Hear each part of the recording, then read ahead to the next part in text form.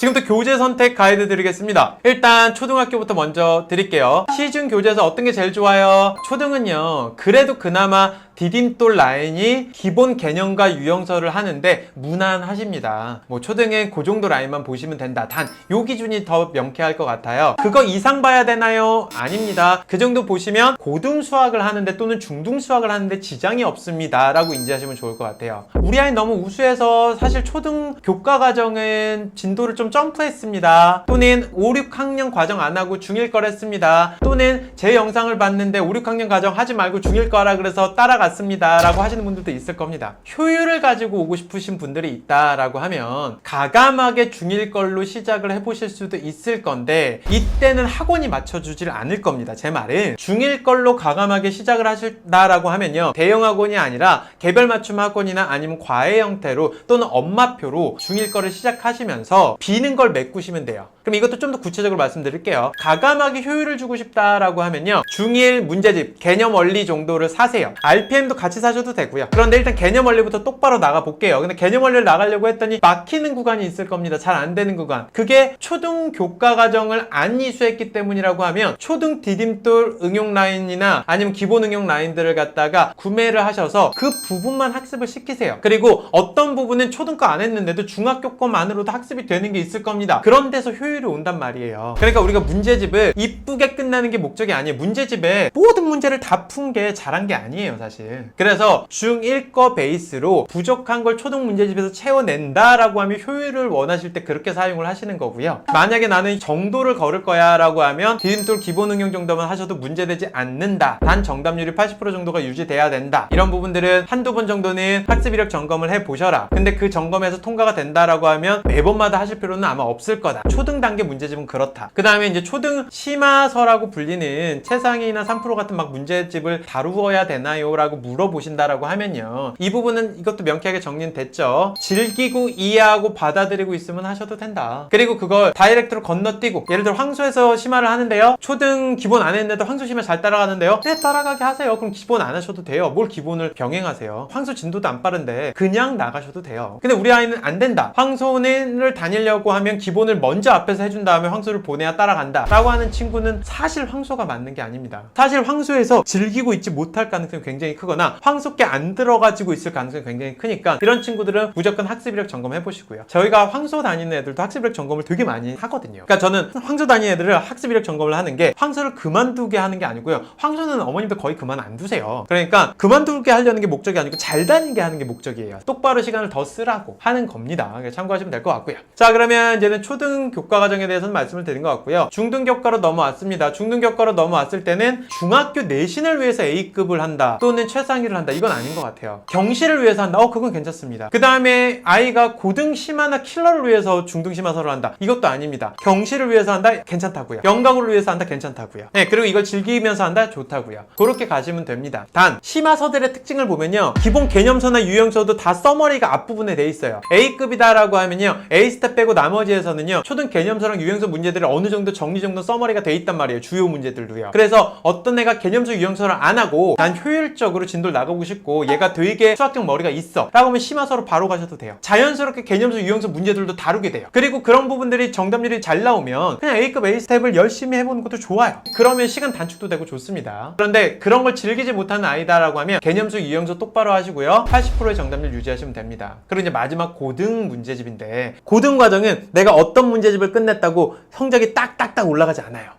대부분 시중서를 다뤄보시면 느껴지시는데, 아무리 촘촘하게 시중교재를 여러 번 몇 회독을 돌려도요 거의 평균 쪽으로 수렴을 많이 해요. 고등학생 평균이죠, 사실. 근데 그거는 그러면 그렇게 수렴한 부분들에 있어서 고등학교 가서 올릴 건 올리되 고등학교 진학 전에 올려줘야 되는 등급이 있는지 없는지를 철저하게 데이터로 확인해 볼 필요가 있다는 거예요. 대치동에서 한 50점 맞아요. 시중교재 너무 잘 돌리신 거예요. 우리 동네 이런 문제 안 나와요, 우리 동네는 쉬워요 라고 하면, 그래도 대치동 아이들과 경쟁하고 싶다라고 하면 대치동 평균 정도만 만드세요. 뭐 1등 만드시라는 거 아니고 평균 정도만. 그럼 너무 잘하신 거라고요. 그리고 이제 요 내용 말씀을 드려볼게요. 좀 무서운 얘기. 실력 없는 선생님을 제거를 하셔야 된다고 생각을 합니다. 제가 무섭다라고 표현을 하는 거는 사실은 이래요. 어머님들도 불편하실 수도 있고 이걸 듣고 있는 사교육 분야에 종사하고 있는 원장님들이나 강사님들도 불편할 수 있는데 이건 해야 되는 얘기인 것 같아요. 지금 사교육 분야에 있는 모든 선생님이 아이한테 유리한 최고의 컨텐츠를 공급하고 있다라고 저는 생각이 들지는 않습니다. 이거는 제가 사교육에 종사하면서 느끼고 있는 거예요. 근데 저는 선생님들 상황도 알고 원장님들 상황도 알거든요. 사실 원장님 선생님들이 잘못된 건 아니고요. 원장님들 입장에서 또는 선생님들 입장에서 굉장히 많은 어머님들 요구사항과 니즈가 있는데 그걸 웬만큼 수용해줘야 먹고 살 만큼 재원생들이 생긴단 말이죠. 그렇기 때문에 결과적으로는 전문적으로 업중한다기보다는 웬만큼 니즈들을 수용하는 형태로 커리큘럼 구성을 할 가능성이 굉장히 높습니다. 제가 말씀드린 실력 없는 선생님을 제거해야 되는 단계는 언제부터냐라고 하면요. 기본 개념서나 유형서를 할 때는 아니고요. 어떤 어머님이 이제는 목적이 딱 생겨서 등급 모니터링을 한다거나 아니면 어떤 입시의 목적이 생겨서 상위권 점수나 마지막 점수를 만드는 작업을 할 때는요. 실질적으로는 거기에 최적화되어 있는 선생님을 찾으셔야 되는 노력은 반드시 필요합니다. 그 노력은 어떻게 해야 되는 건데요. 제가 보통은 엄마표로 할 수 있는 두 가지에 대한 가이드를 드렸어요. 첫 번째 하나는 뭐냐라고 하면요. 실질적으로 이 입시를 담당하고 있는 실전 선생님을 섭외를 하는 방법인데 이거는 현실적으로 되게 어렵죠. 비용도 많이 들고요. 그러면 이제 어떻게 할 수 있냐라고 하면 인강을 이용할 수 있는 방법이 첫 번째 있어요. 왜? 입시적인 부분들이 사실 인강이 다 찍혀져 있습니다. 그리고 나름 그 입시에서 일탈하는 선생님들이 인강을 찍은 겁니다. 그런데 이 인강을 활용하고 싶은데 실질적으로는 인강에 맞지 않는 아이가 너무 많죠. 초중등 아이들은. 그래서 저희가 인강 과외라는 걸 해보시라고 말씀을 드렸습니다. 인강을 실제 대학생 과외 선생님을 섭외해서 같이 보면서 아이의 문제점이라든지 아니면 인강 내용에 대해서 아이가 받아들이고 있는지를 철저하게 모니터링하는 선생님을 붙이라고 제가 말씀드린 적이 있는데 어떤 어머님이 이러시더라고요. 그게 현실적으로 잘 안 됩니다. 왜 안 돼요? 라고 물어봤더니 그렇게 요청을 과외 선생님한테 드려봤는데 다 거부하세요. 이렇게 말씀을 하세요. 솔직히 말씀드리면 거부한다라는 거에 이유를 얘기해 보자고요. 예를 들면 뭐 엠베스나 엘리아에 가면요. 기출을 올려놓고 프리 영상을 찍어놓은 것들이 있으니까요. 이걸 갖다가 모니터링해서 피드백을 주길 원한다라고 하는데 어떤 사람이 거부한다라고 하면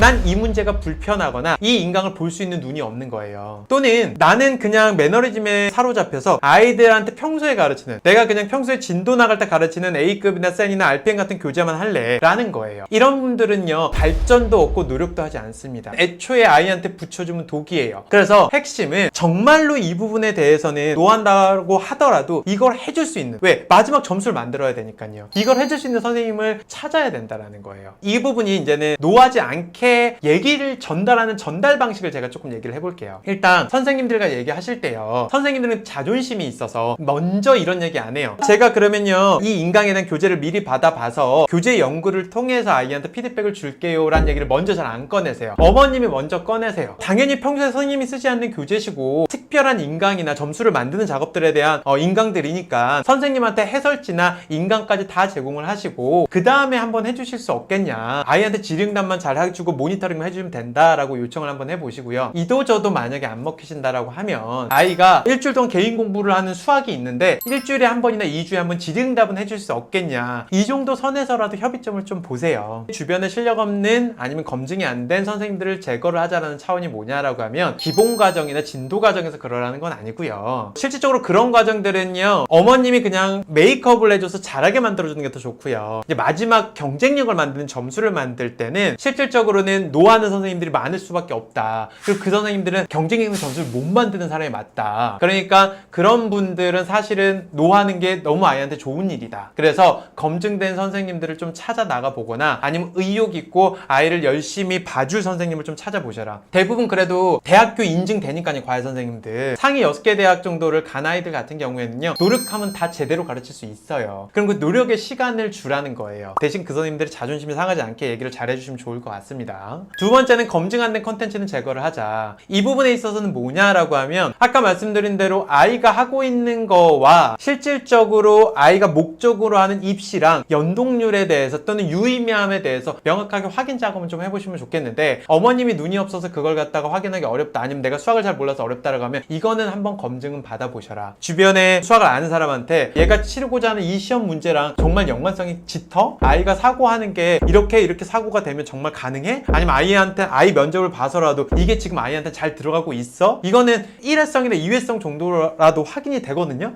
치마 라인은 금방 확인이 되니까 이런 것들은 정확하게 검증하고 피드백을 주시는 걸 추천드린다. 다시 한 번 더 말씀을 드립니다.